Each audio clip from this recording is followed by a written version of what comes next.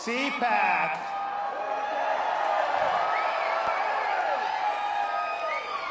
Let me welcome you to the freest state in these United States.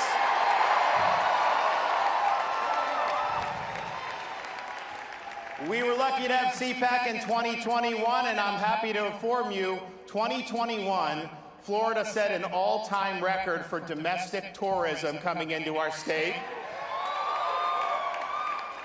And those record numbers include a number of lockdown politicians who lock down their own people, restrict their own people, mandate governors, mayors, big TV hosts. They criticize Florida, and the first chance they get, what do?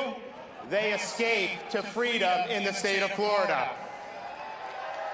And why do even these biggest critics and lockdowners come to Florida? Well, I think it's simple.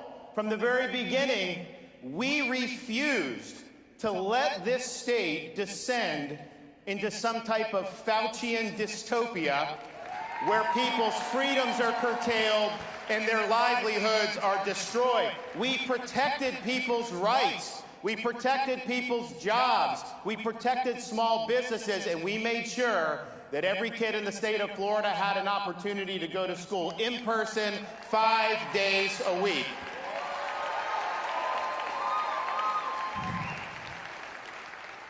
In Florida, we reject the biomedical security state, which erodes liberty, harms livelihoods, and divides our society. And we not only reject it if it's government, we have done things like ban vaccine passports and mandates, because it's unacceptable to simply subcontract out Fauciism to big companies. So we stood for freedom across the board, and the result has been Florida has defeated Fauciism. Freedom has prevailed in the Sunshine State.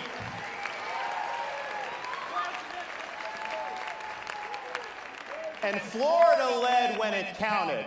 We led early on when the weight of the world was coming, bearing down on our shoulders.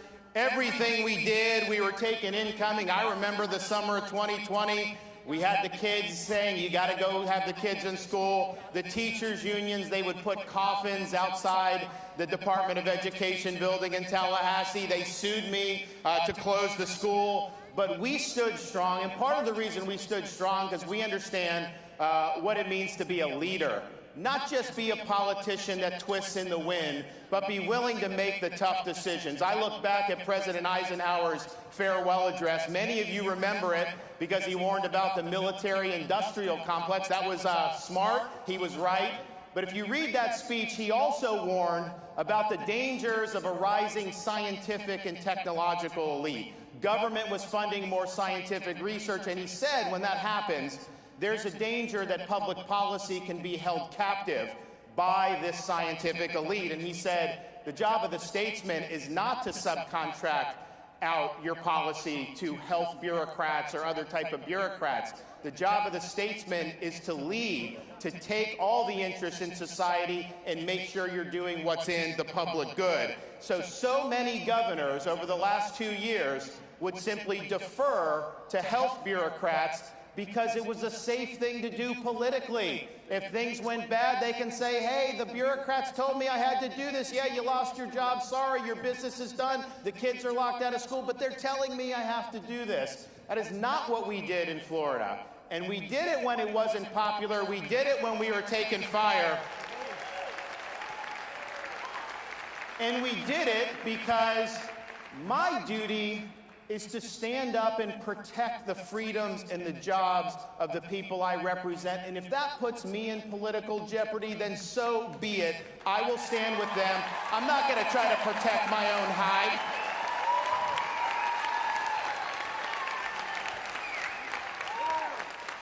And I really believe, had Florida not led the way, this country could look like Canada or Australia.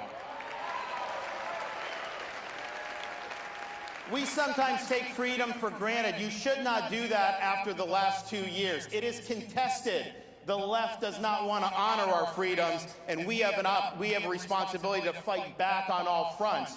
People are coming to Florida because they want freedom. Even our critics are doing it, but I can tell you there's one fella that just hates Florida, and his name is Joe Biden. He's always criticizing us, always trying to take potshots at Florida. He does things like take our medication. He stiffs storm victims of relief just because he doesn't like the governor. He doesn't like Florida, and he doesn't like me because we stand up to him. That's why he doesn't like us.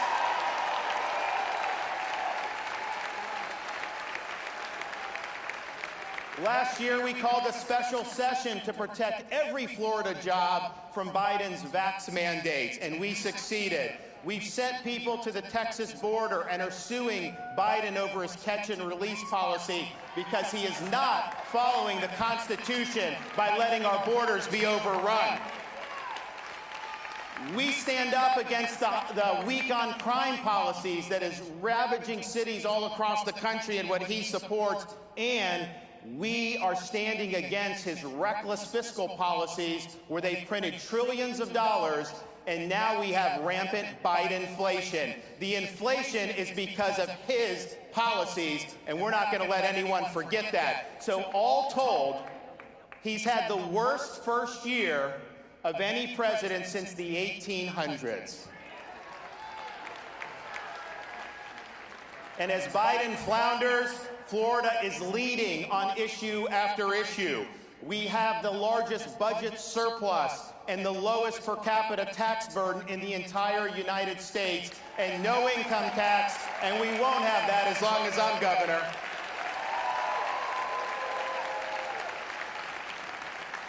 When I became governor, Florida had the most liberal state Supreme Court in the country. I've replaced 3 liberal justices with conservative justices. We now have the most conservative Supreme Court in the country.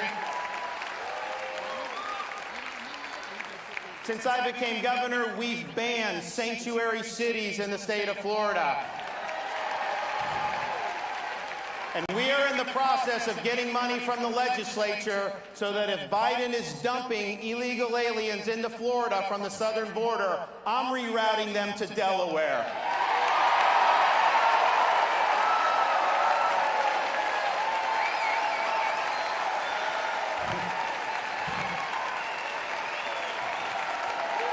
We'll do some in D.C. and Hollywood as well.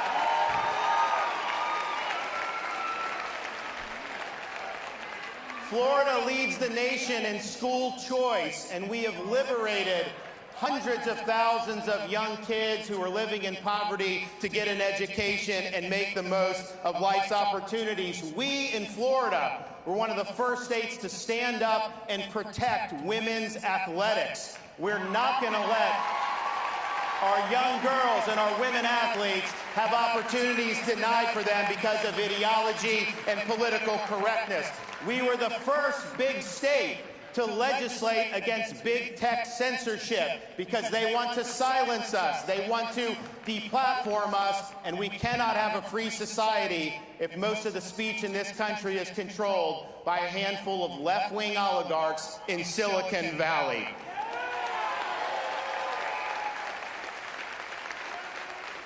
We are a law and order state in the state of Florida. We reject weak on crime policies. We reject Soros-funded prosecutors. And we have said, after the 2020 summer riots, we called up the National Guard here immediately. We had law enforcement. We said we are not letting Florida cities burn down, and we didn't. But we've also since then signed the strongest anti-rioting legislation in the country,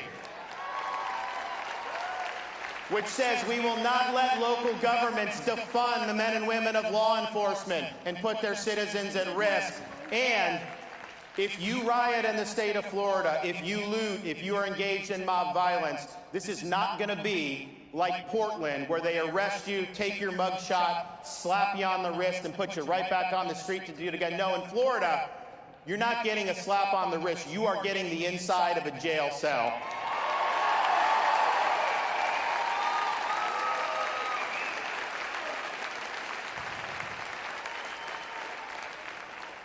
Because we will not spend taxpayer money to teach our kids to hate our country or to hate each other, we have banned CRT in K-12 education.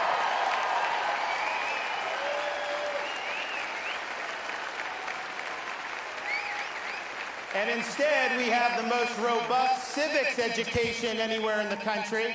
We're going to have citizenship exams for graduating seniors, and we're giving teachers the opportunity to go through a civics boot camp and get a $3,000 bonus. Yes, we're against CRT, but what are we for? I'm for the Constitution. I'm for the Bill of Rights, and we need to have our young people understand what that means.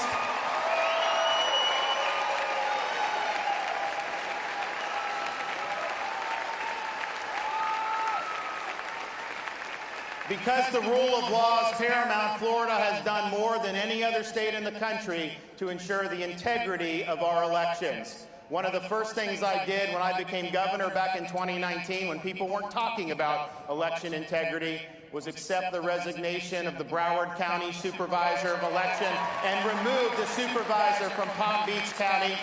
We didn't change the rules when COVID came. We followed the law. We counted 99% of the ballots by midnight on election night. It was transparent. It was fair. We did a good job. But we also understood there were a lot of shenanigans in other parts of the country. So last year, I signed legislation banning ballot harvesting in the state of Florida, banning mass mail balloting, unsolicited mail ballots in the state of Florida, and maybe most important, we have banned Zuckerbucks in the state of Florida.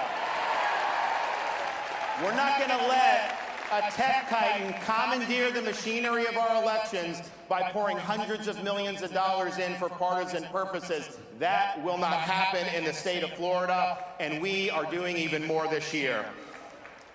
Now, people are coming to Florida, yes, to visit, but also just picking up and moving. We have led the nation in net in-migration since COVID started. But I can tell you, this is not just because we have lower taxes, because we've always had lower taxes. These are people who are fleeing leftist governments in this country and even around the world. People will sometimes ask me, Governor, all these people are moving here from blue states. Are they just going to vote the same way and make our state a blue state basket case like the states they came from? Well, when I got elected governor in 2018, there were almost 300,000 more registered Democrats in the state of Florida than Republicans. And Florida has never had more registered Republicans than Democrats in our history of our state. Today, standing here in February of 2022, there are 82,000 more Republicans registered in the state of Florida than Democrats.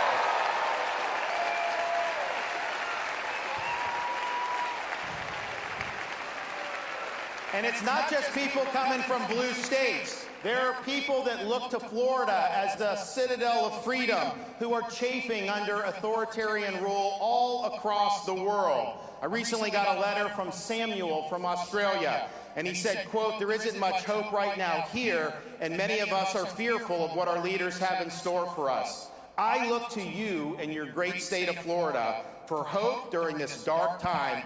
Thank you for standing up for us." And we have done that. Canadians are writing in, Australia, Europe, you name it. And I think they understand what the stakes are, and they look to us of what protecting freedoms a lot means. And I think about what the left's trying to do. I got into politics about 10 years ago. I ran for Congress. I had never been involved. And my mission was largely to stop Barack Obama, who was president at the time. I even wrote a book, which was read by about a dozen people, that talked about some of the problems, how it was not consistent with the values that the country was founded on. And I stand by that. Those were good fights, important fights. But I got to tell you, I look back at that time, it almost seems a little quaint to me, because the threats we face to freedom, the threats we face to a just society are much more pervasive than they were just 10 years ago. I mean, think of what the left wants to do. What are their political aims? If they had just elected a couple more U.S. senators, they were going to pack the U.S. Supreme Court. They were going to make D.C. a state so they'd have 2 radical left-wing Democrat senators for life. They were going to abolish the Electoral College so California could elect the president, and they wanted to federalize fraudulent ballot practices.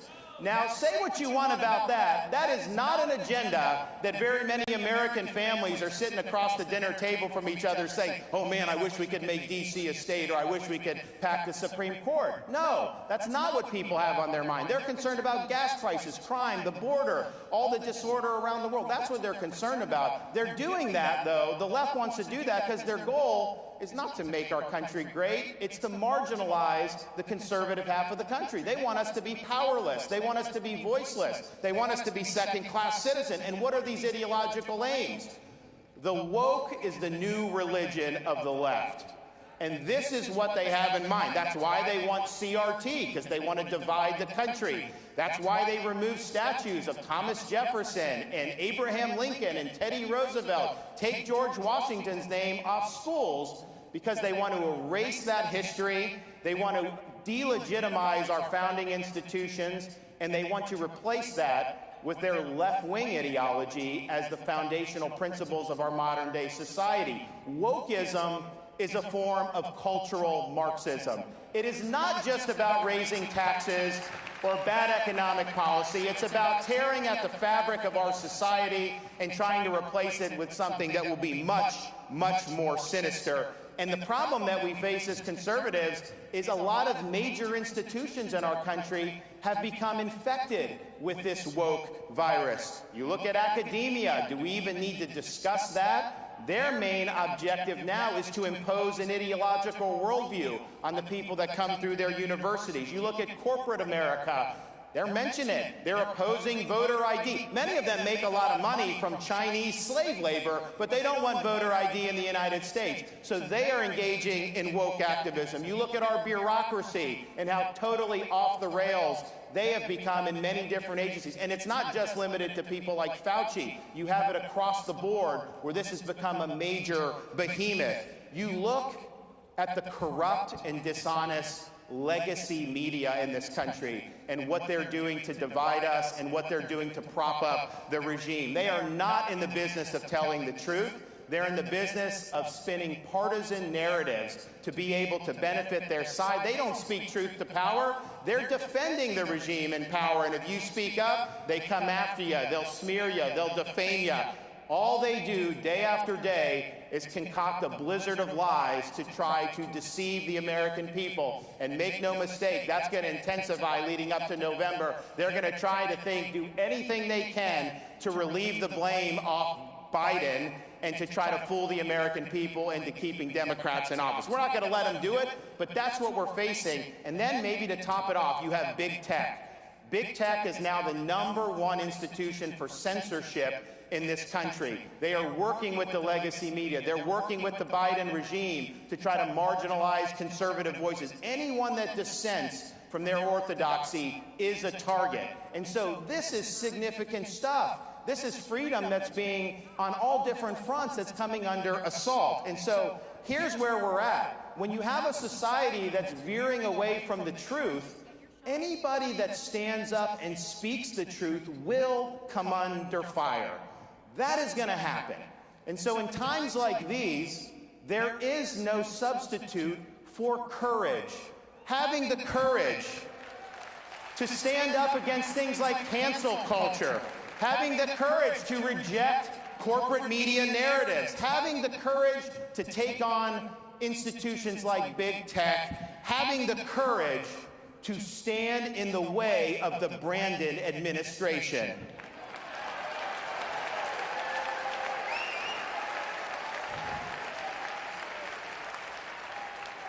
So we have an opportunity to make 2022 the year that America fought back. We're going to lead the charge here in Florida, but we need people all over the country to be willing to put on that full armor of God, to stand firm against the left's schemes. You'll be met with flaming arrows, but the shield of faith will stop them.